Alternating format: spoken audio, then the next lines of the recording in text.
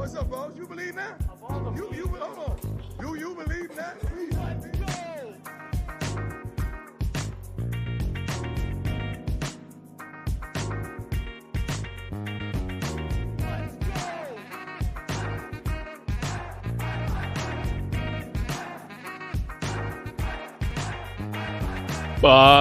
Nation, what is going on? Hope you guys are having a wonderful day. Before I get started breaking down this whole Dylan Edwards stuff, hey, shout out to my Nuggets.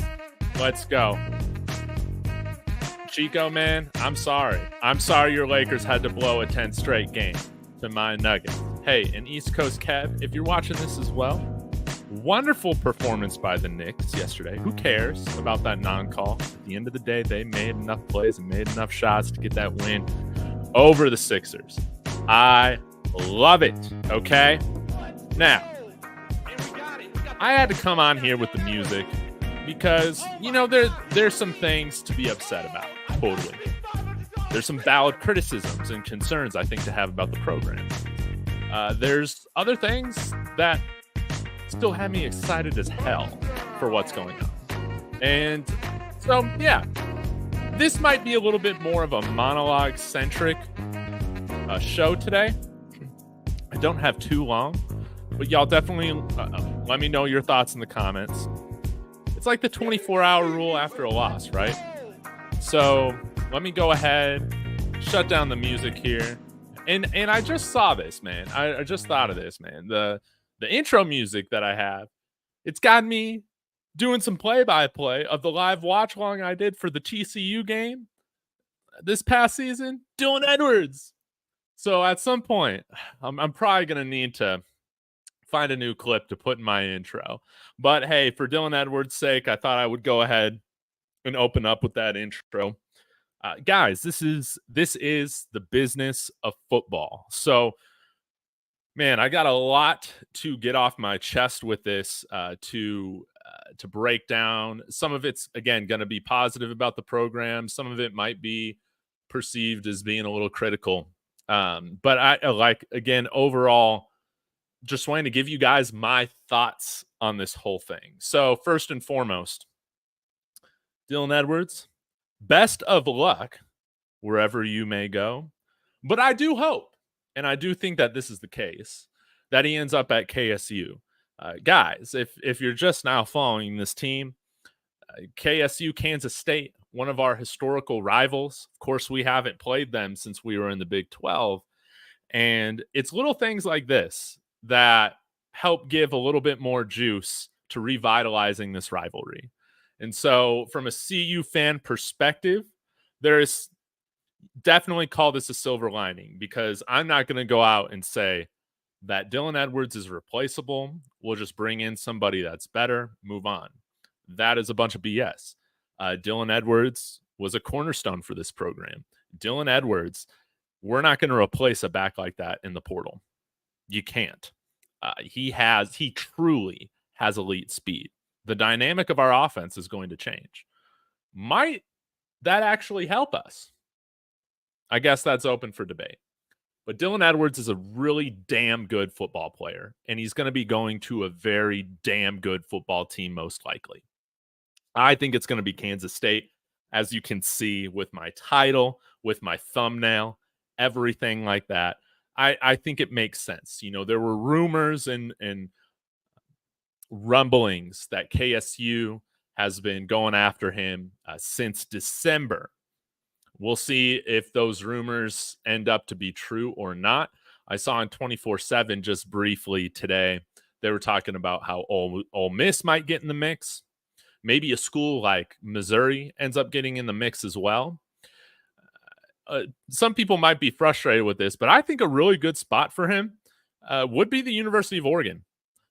I don't know if they'll go after him. I don't know if Dylan wants to be that far away from home. Again, that's one of the things that Oregon is always having to overcome, is just they are so far away from where their players live at prior to them coming out to Eugene. But yeah, I'm not going to start off this show by saying this is just another guy. Yes, in a sense, running back production, is a dime a dozen. You can replace it to an extent. But Dylan Edwards, he changes the dynamic of this offense.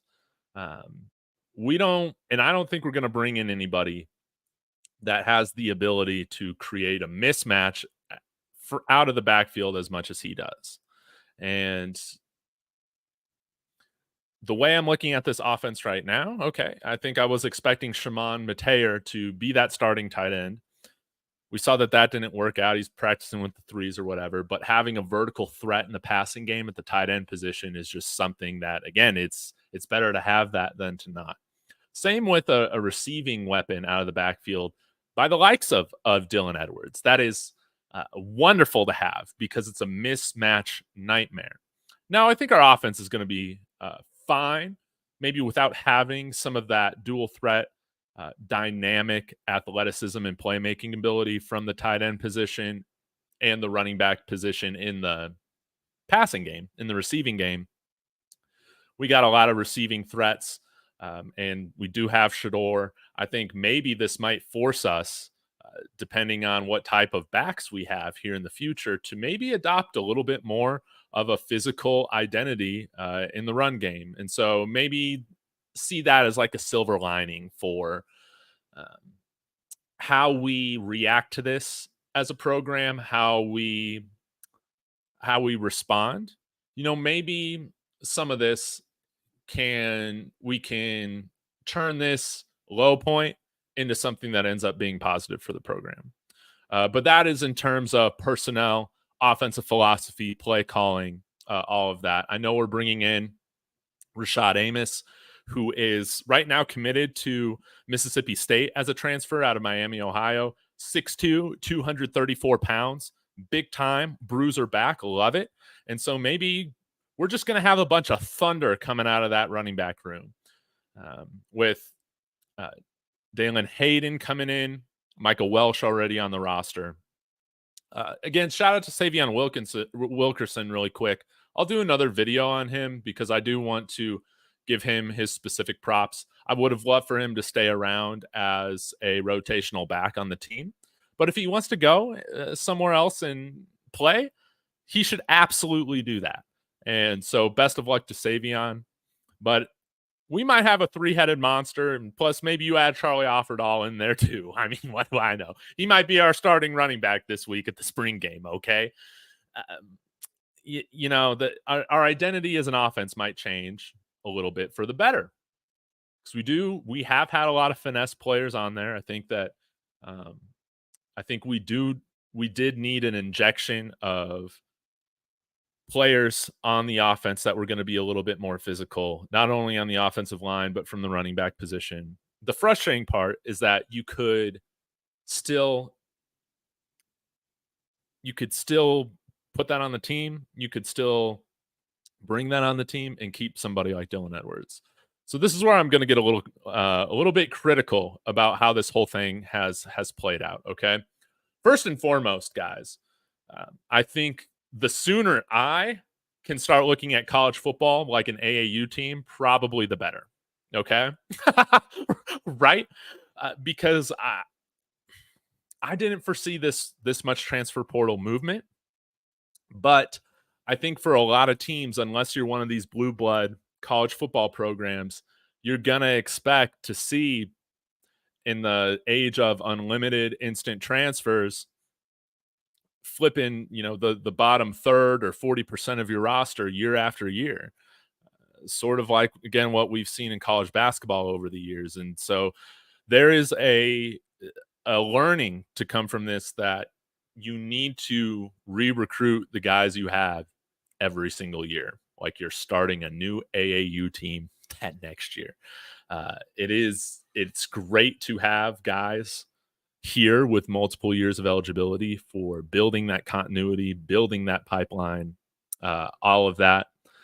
But at the end of the day, there is a responsibility on the program to make sure that a handful of these pieces that you bring in are kept for the long haul. Now, I will say this Dylan Edwards transfer out, it sucks. It sucks. It absolutely sucks. I'm not going to sugarcoat it. Again, like I said at the beginning of the show, that this is, we can replace this 600 yards easily. Yes, on the stat sheet you can. But this is a very good running back that losing him does change the dynamic of the offense. And it is somebody who was brought in here as a coach, prime, like foundational building block to the program. Some of y'all might disagree with that, but I think that's revisionist history. If you're saying that now, he wasn't. I think that's a load of BS. He totally was. Guy who played for Coach Prime growing up. His dad coached along with Coach Prime.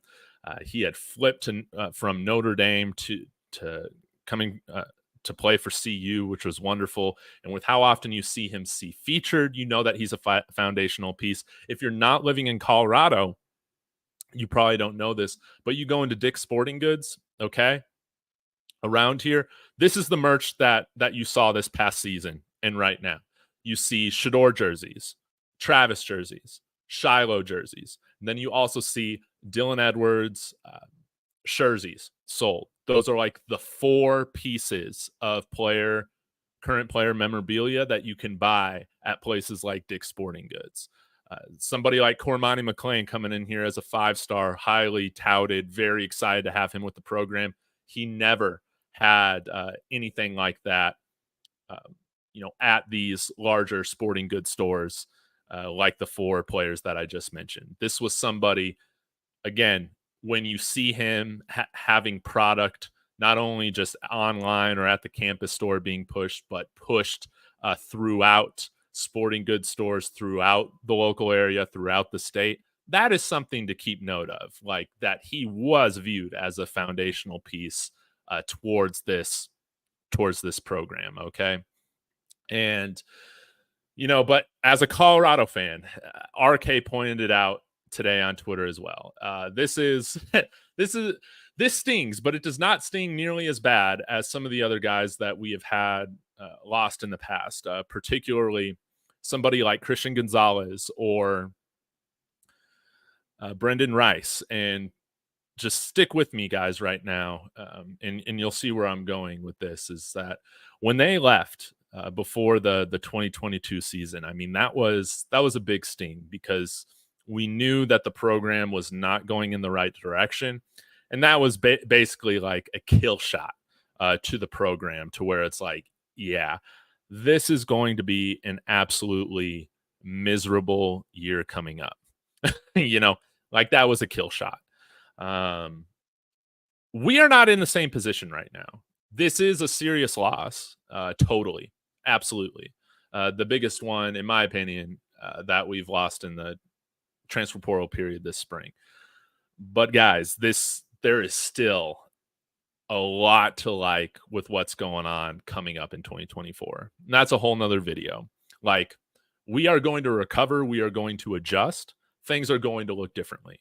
But part of the reason why somebody like Christian Gonzalez leaving, why somebody like Brendan Rice leaving stings a little bit more than even somebody like Dylan Edwards, is because they stayed here when they didn't have to.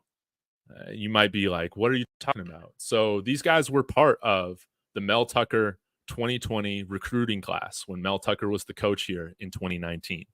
There were a lot of foundational pieces that Mel Tucker recruited that year for CU. Okay. I'm just going to name a few of them. Again, Christian Gonzalez, first-round draft pick of the New England Patriots. Brendan Rice, he's going to the NFL this year. Of course, you might remember 4-star recruit out of New Orleans, Louisiana, Shad Clayton, 4-star running back, okay? We had Montana Lamonius Craig, some really foundational pieces. Brendan Lewis, somebody that, again, I think with all the chaos, never truly reached his potential here. But this was a guy, when Mel Tucker was recruiting him, we were viewing at the program as somebody that was going to be that heir apparent to Steven Montez, okay? And what happened is that Mel Tucker left in February, a week after the National Signing Day ended. So all of these players had signed contracts or letters of intent. They're coming here, okay? Maybe somebody like a Shad Clayton was already an early enroll. I can't remember. But these guys are released. When a coach does that, they have the option to be released to go somewhere else. Okay, free of charge, so to speak. Not having to burn a transfer. And credit somebody that I follow and interact with every so often on social media, Coach Darren Cheverini, offensive coordinator, worked with the wide receivers quite a bit as well. CU buff, like basically buff for life, was the interim head coach. And he got all those guys to stay when Mel Tucker left the program. And we didn't know what it was going to look like. We didn't even have a head coach. Okay. The fact that Darren Cheverini, Coach Chev, and that's why I'm so grateful for him. He galvanized the team, kept this team together, and kept everybody on board. Okay, they had every excuse to leave, and so then after a couple seasons or whatever, you saw that they entered the portal. Okay. And maybe that was maybe it was the 2022 season. Yeah, before the 2022 season. So they saw this thing out with Carl Durrell, a guy that didn't recruit them for a couple seasons. And it is what it is. Where am I going with this?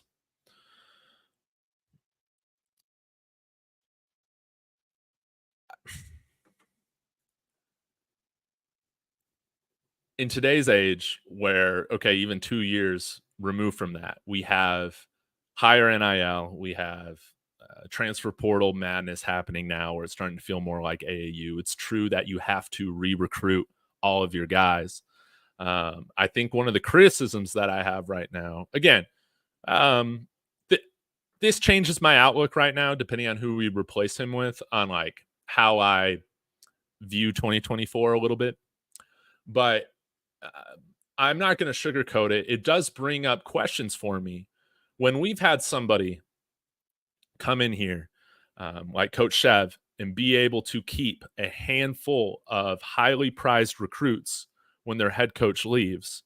You're bringing in somebody that is, in Dylan Edwards, viewed in that same way as a foundational building block for the team, and you see him bounce for whatever reason after his first year, having known this guy his whole life. There's a lot of questions that need to be answered. I think that there is, yes, you need to recruit guys that want to be here. Absolutely. I think one of the questions that I have is what is being done or not being done to where foundational pieces, they're okay leaving. In this case, one piece, Dylan Edwards, is okay leaving for whatever reason, whether that's you think it's more playing time or you think it's a larger bag or something like that. I'm not totally sure, but it would be nice, to bring in some more guys like Jordan Seaton or Travis Hunter that I feel like have been totally sold on really wanting to be here, even if there was a greater opportunity in terms of monetary compensation given to them elsewhere. And that's a question that I have. It's not like it's been impossible for CU to keep good players for multiple years. It has been. I understand that this is changing now with unlimited transfers. And again, I think the sooner that I can just start looking at this as like it's AAU all over again, probably the better, right? But I think like sometimes some of the panic that can come from this can be a bit overblown because our program does it to itself. And some of y'all probably won't like this, but it's extremely frustrating. If we're going to lose a piece, okay, it's like the program feels like they need to get out ahead of it early. Who cares? Who cares? It doesn't project that it doesn't project confidence. It doesn't project stability, even though that's what you're trying to project. Because I saw players going online like we even knew like this was happening before the news broke today. We all knew this was happening by yesterday evening. But what I see is all these players come on. They're throwing all these subliminal tweets out. I see staff members coming out telling us we're good, don't panic, all this stuff. And it just riles up the fan base and creates more and more anxiety before that even happens. And then it gets to the point where it's like we have people that stalk these players so much in the fan base that people they already know that, oh yeah, Shador and Shiloh, they unfollowed Dylan Edwards last night on Instagram and on Twitter. And sometimes I just wish collectively the program, from the teams, from the teammates, the players to the staff, would just move a little bit more cohesively, rather than like this thing was already out of control, in my opinion, even before the news broke, And I think that is one of the things that I do wonder sometimes if the program views themselves differently than how things are perceived. Because, yeah, that's how I see it. So that's my kind of critical point to this whole thing.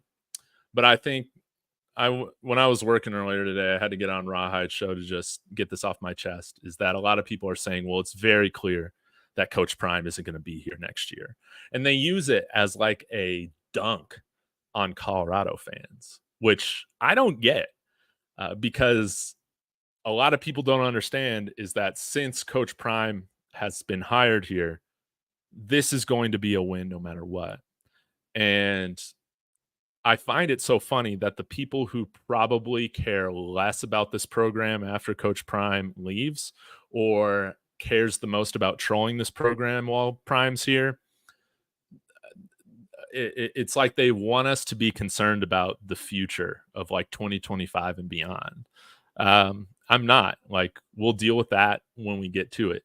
Losing a guy like Adam Hopkins or Eric Brantley, I don't really think that affects us this season in 2024, but that makes our job harder in 2025, so to speak, right? This is a program, and you might think that this is a loser mentality. I've heard other YouTube channels talk about what I'm about to say like this. I don't think that's fair at all.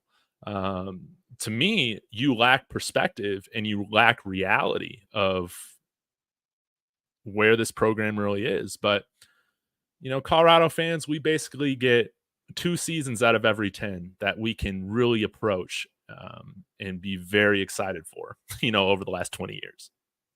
Okay. And for some reason, people are trying to like rain on everything that we have to be excited about for 2024, bringing up the future. Who gives a shit about the future? Who gives a shit right now about 2025? I'm really looking forward to watching this team play football, and I think it's going to be a lot of fun. And I think like sometimes like the worrying about the future, what this program looks like 2-3 years down the road with this strategy, you guys are losing sight of what this is all about, in my opinion, and that's having fun. And 4-8 last year was the funnest 4-8 season I've ever been a part of. I think we're going to go to a bowl game this year. I still feel that way. I'm not going to give you a number right now on wins, but I got to see how we fill out the rest of the roster, right? But there's still a lot to be hella excited about for this team. People want to come in here. I think we had that JSU fan come in here like on Sunday or something and like tried to dunk on us, saying, get ready for Coach Prime to leave after 2024. What are you?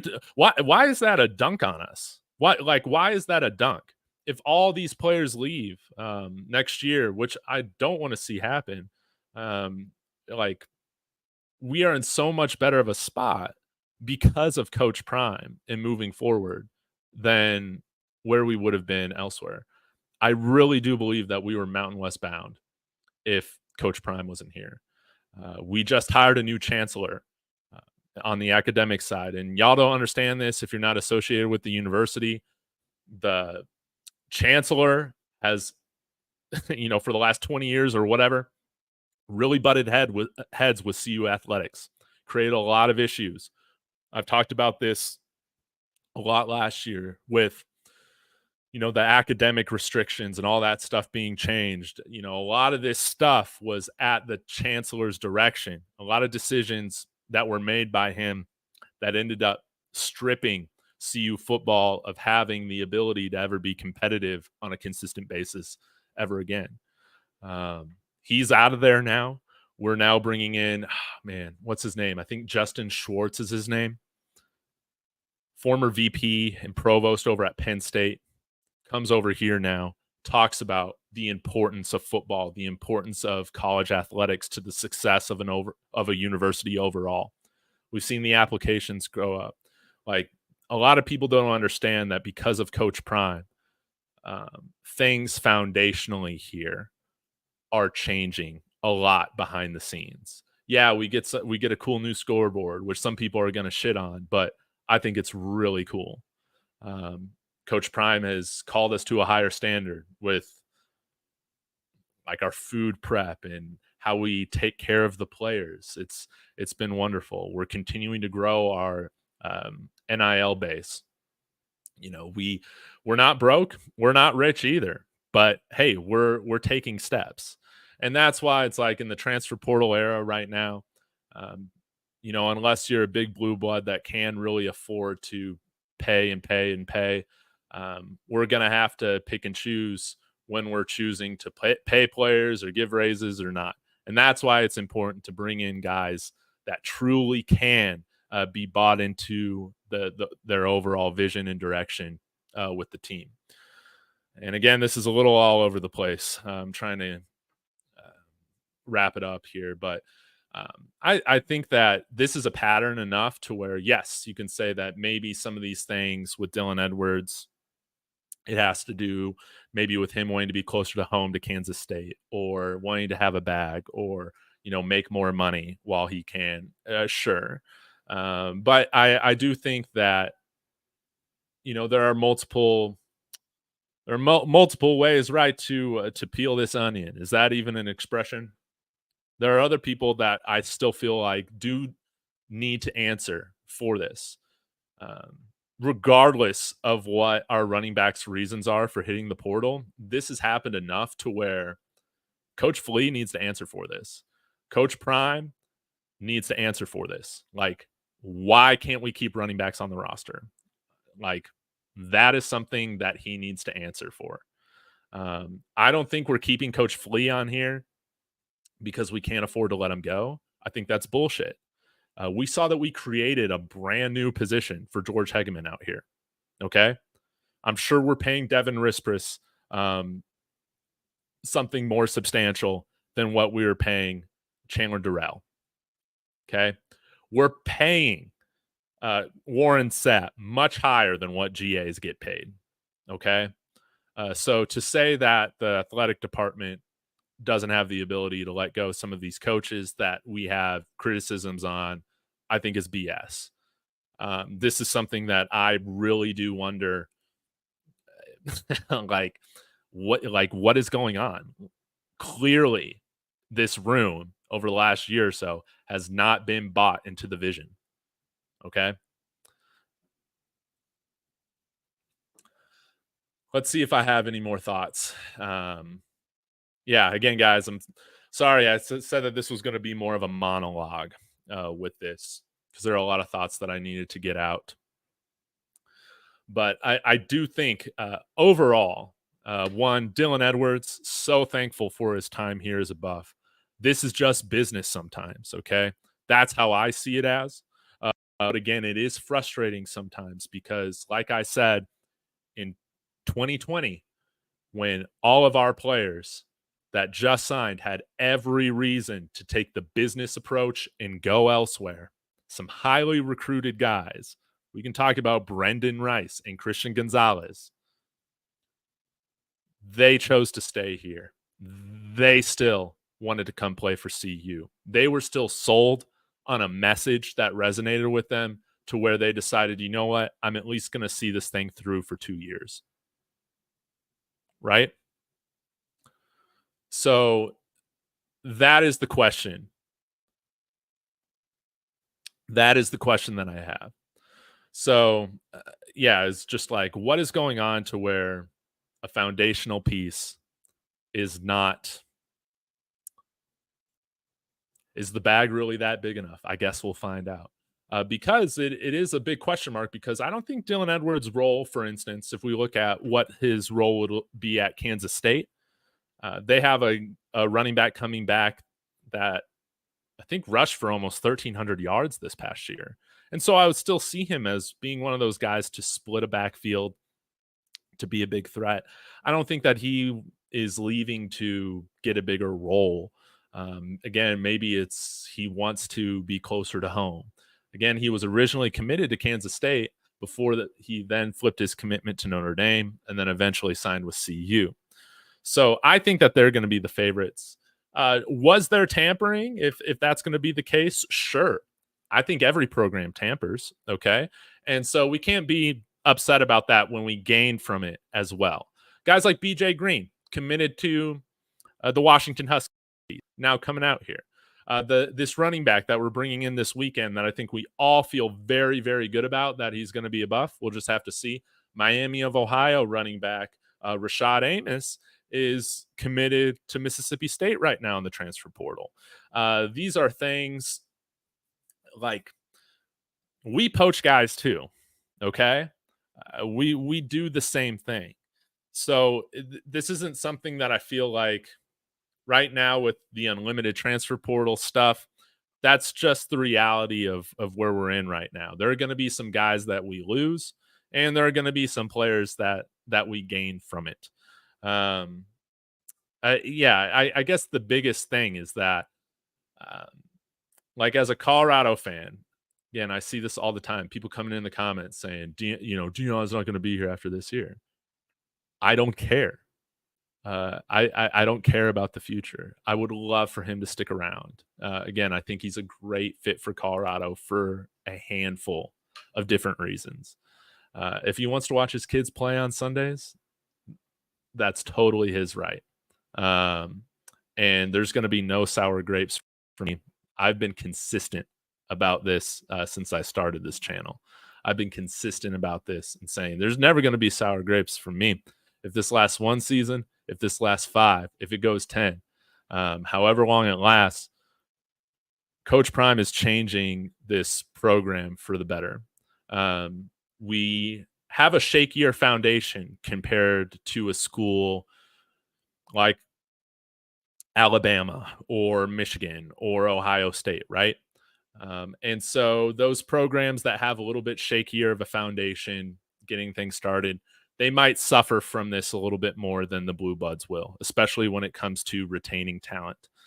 So I don't think that this is something that other schools aren't dealing with. I mean, Pitt's losing a lot of guys. The mess at Louisville is something that really hasn't been talked a lot about, but I think it's even more serious than what's going on at Colorado. You see other schools like Houston, granted, Law Dog brought this up on Rawhide Show, going through a head coach change. That could also be one of the reasons why you see so much turnover, but they're going through a lot of turnover as well. That's just,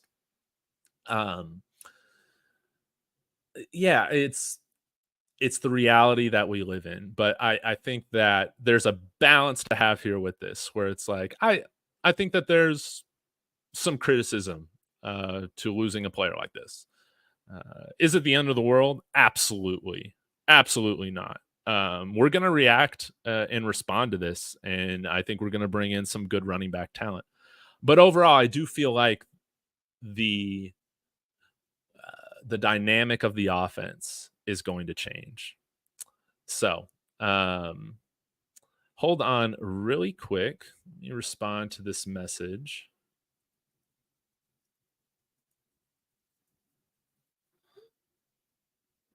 And let me get to some of your comments here. All right. I'll start from the top. See what we got here. Chill, I'm trying to recover. Man, hey, Lakers got enough titles. Just let us have this little run, okay? Okay? Rubber band man, just let us have these next few years. Y'all will be back winning titles soon enough. Yeah, Shirley Kimball. I'm going to miss Dylan. Hated to see him go, but he has to do what's best for him. It is business. It is business. And yeah, it's like a both and thing. Like, this is the most heartless sport that we love. And that's the dichotomy in this whole thing, right?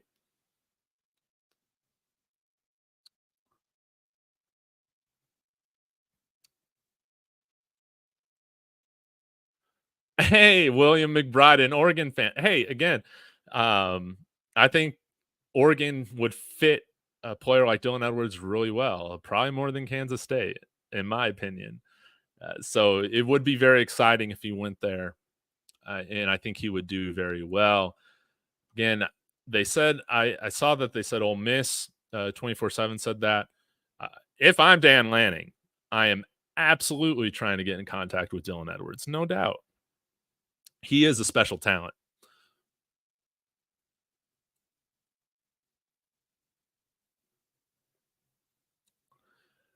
Troy saying Charlie's going to get snaps this year. We're going to have to see about that. Right now, he's definitely getting snaps on Saturday. Charlie Offerdahl, running back one, Buffs News Weekly. You all in the chat forgetting that we're getting Draylon Miller and Cam McKell this summer. Cam is faster than Dylan. Those guys might get to play more. Interesting. Be very interesting to see how that plays out. But right now, I'm not going to bet on anybody replacing Dylan Edwards' speed until I see it.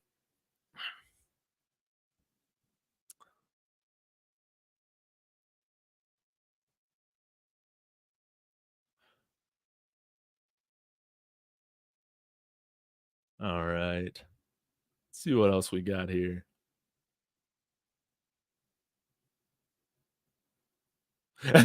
D time. Welsh leaving would hurt more.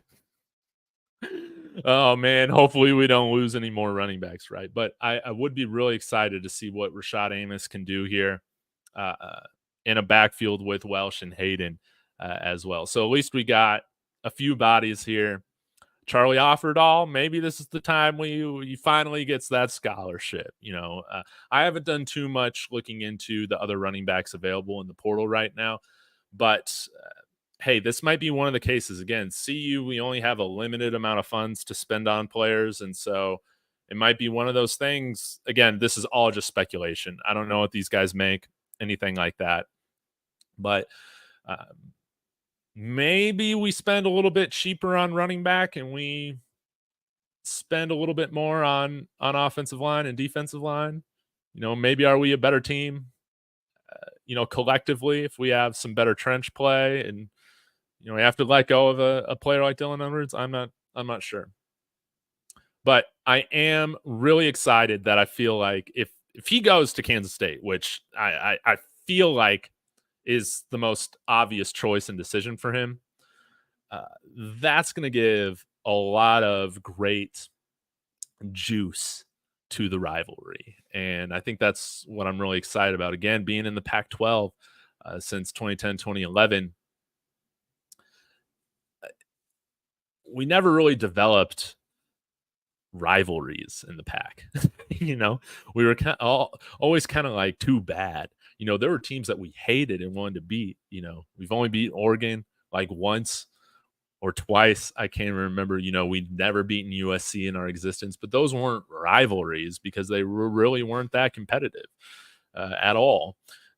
It's nice going back to a conference with somebody that we do have some history with Kansas State. And now we got some relevant ammo that kind of adds some juice to this rivalry this year. So if he goes there, I kind of hope that he does just for the fandom of it all, the storylines of it all. I think that would be really exciting. I know that the Kansas State quarterback Avery Johnson posted a photo of him and Dylan Edwards, when they were playing youth football together. So again, I feel like a lot of things are looking in that direction that he's going to transfer out there. And I like those kinds of things. I like, even though I was amped up to some extent, when Christian Gonzalez came back, to play CU. Oh man, when didn't he have a pick six against us, like 2 interceptions and a pick six? Oh man, it was tough. Yeah, Thrift Remix. Now that there are no rules, it's just unlimited transfers now. Yeah, and it's going to be interesting to see how all this changes, because I imagine we're probably at least a couple years out from there being any sort of regulation to this. Again, maybe the NCAA moves quicker or faster, or the conferences move faster than I anticipate, but yeah, there are no guardrails on this thing, and I think that's what makes this whole thing very challenging, because I think even the things that if you're a longtime college football fan, you've seen, again, like I can think this way as well. It's just you're better off having continuity, building multiple years, getting guys ready, all that, red shirts, all that. Man, if it's really you're just gonna have a half new roster every year, like I can understand saying what's the point. What I think needs to happen with the transfer window right now, this is a good idea, Sean Mason, just being one transfer window. If they're going to keep 2 transfer windows, I think if I'm making the decision, instead of it being a 2-week long window, I'm saying 48 hours. Players need to make their decision. If you can't change how many times they transfer immediately, change the amount of time they have to make a decision. So that might bring a little bit more balance and stability to the majority of the football programs at the Power 4 and G5 level that are going through a ton of turnover. So, yeah, you give players 2 days instead of 2 weeks. Might that change things? I don't know. It's just an idea.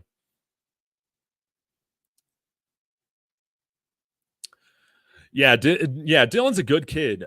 People have been messy already and again, I don't know if Dylan has an agent or anything like that, but business plays a part of this stuff, I'm sure.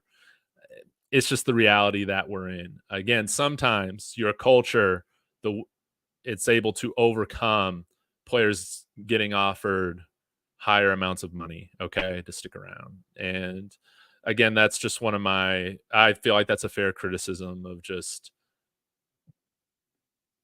you know, again, we've seen it in the past. We've been able to keep players for at least a couple years, more than we should have ever had them for here at CU prior to Prime. And I think like that's just a question that I would like to see somebody like Coach Flea get up there and have to answer for, of why the hell does every running back leave your room? Yes, that I'm sure they have their own reasons. Well, like I'm sure Coach Prime's going to have some answer for it. But I still want to see him face that question and answer it.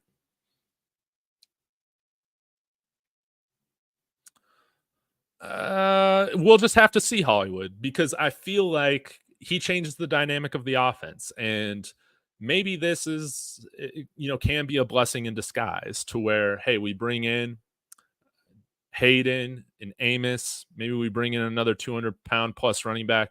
That would give us like 4 guys over 200 pounds, and maybe that gives us confidence to really just run a little bit more ground and pound, to run a little bit more often, to establish a physical identity on offense instead of one that was purely based and identified as a finesse offense last year.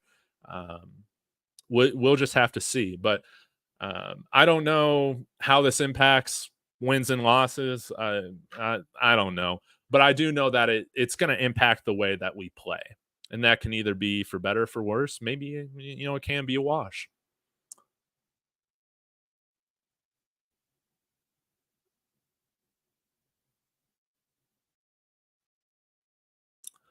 I don't think so, Abraham, because I feel like Dylan Edwards had a pretty solid role card out for himself here.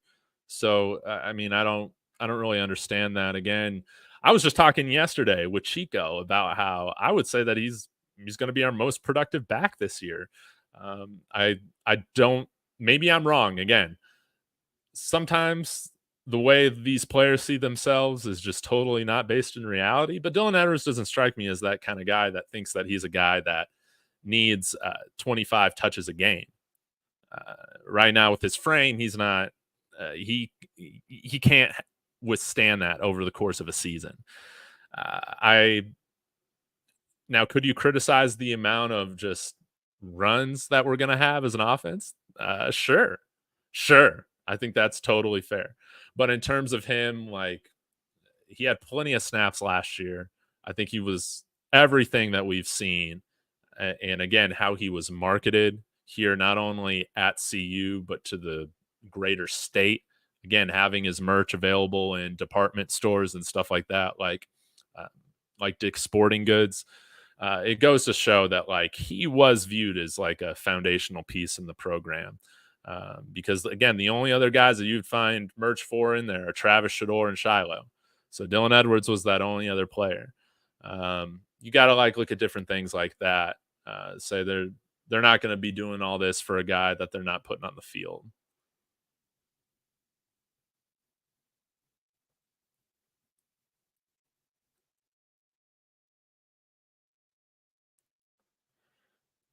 Yeah, he's a situational piece, and in my opinion, an elite one. Sort of like, again, this might be an oxymoron to some. Michael Porter Jr.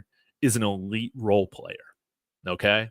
That is kind of how I see somebody like Dylan Edwards. Like, you would much rather have Michael Porter Jr. on your team than not. Uh, yeah.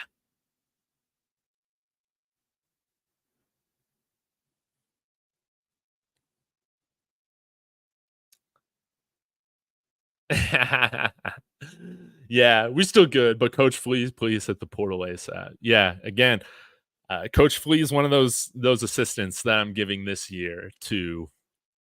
Hey, you got this year to prove me wrong, man. Uh, you know, I'm definitely lighting the fire under his seat right now, for sure.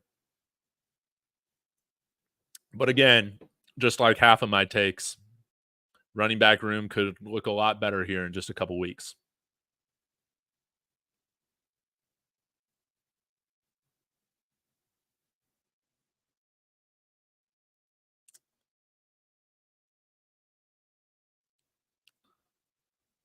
But sometimes it's like, again, and I'll say this, man, I don't think that there was a need for the players, for staff members to be sending out all this subliminal tweets yesterday. That only adds more fuel to the fire. It only creates more anxiety, and it only projects that like things are really a mess, which I don't think things are an absolute mess. I don't think this thing's operating like Alabama. I think it's somewhere in between, you know? But it's like sometimes I wish that it just doesn't seem like teammates, players, or the players and teammates. Yeah, you guys understand what I'm saying. And the staff members, they're all on the same page with like having a social media strategy for how they're going to post about things. Instead, it just seems like they're just sending out a bunch of subliminal tweets when they feel hurt. And I hate that. It does not project confidence. And I hope that that's something that the program can learn from.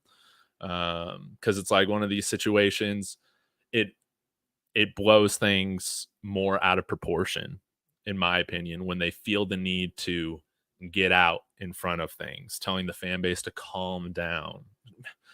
Bro, you're the one that's riling everybody up.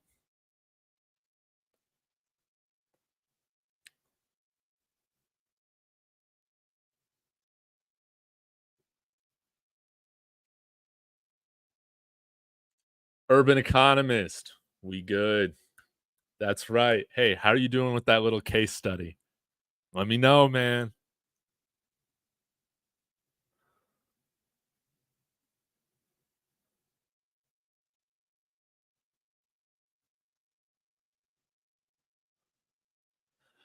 And there was a Tart, one of the friends of the show. I think it was him that brought up this idea. How about just Cadillac Williams as running backs coach?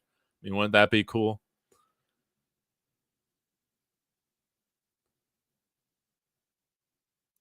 Best man, hope you're doing well.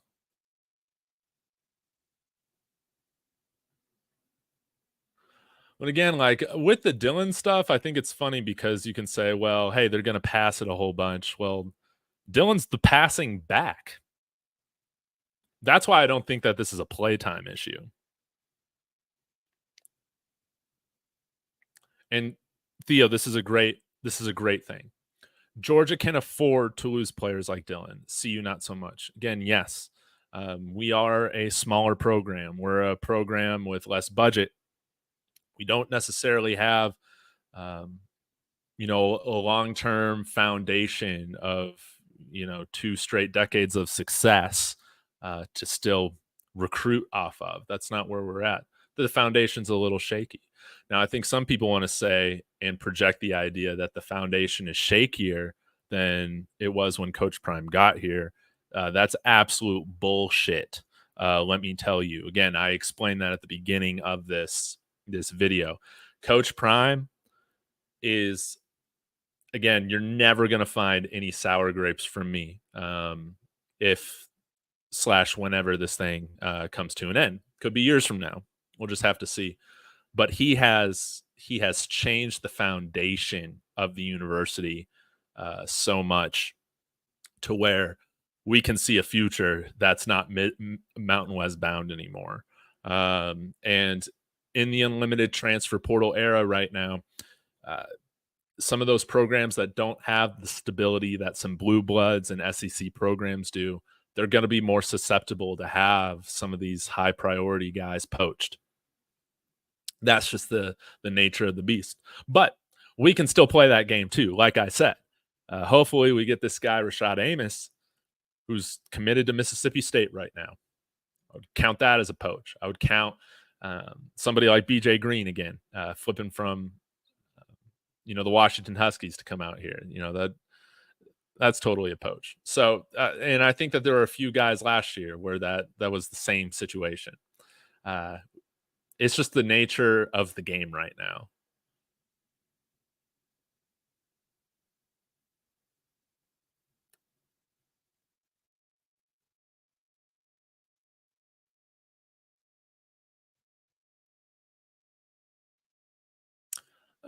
Okay, King coming in here with a comment saying, Neely said Dylan just ghosted them without any explanation. I see why they unfollowed him. He even hosted a new running back last weekend who's now on the team.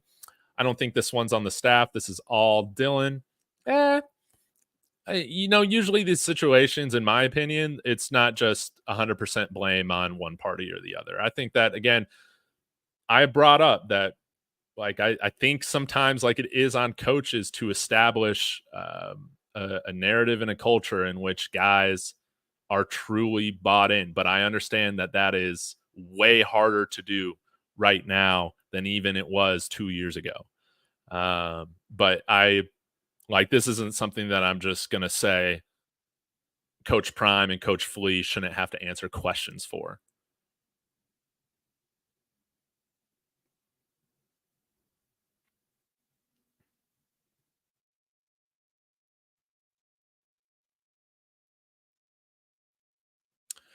Hey, living the RV local life, Carlos and Renee, good to see y'all. Longtime viewers, wishing Dylan the best of luck. I believe he made a mistake. He was intrinsically part of the team. There were some good plays designed for him for his particular skills. Yes, and I was thrilled to see him this year. And yeah, I guess time will tell if this ends up being a mistake for his career or not. We're gonna have to tune in to find out. And my hope is that, yeah, he ends up at KSU. I think that would be very interesting to see how that goes. Again, with him running with his old teammate at quarterback, uh, and then playing here in Boulder this season. So we'll just have to see.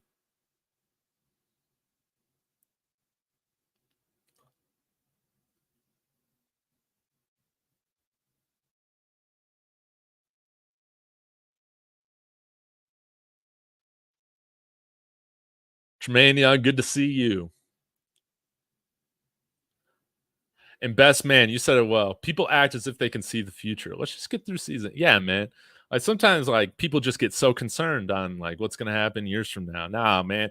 This thing is about enjoying it in the moment, and losing players like this possibly make the future much harder too. You know, like I said with like Eric Brantley or Adam Hopkins jumping in the portal, I think affects us, or Jaden Milner-Jones. Those are things that affect us much more for 2025 than they do 2024. But that's just something we'll have to deal with at the end of the season. Right now, like I'm still feeling bowl bound, baby. Peter, no racist comments. Timeout.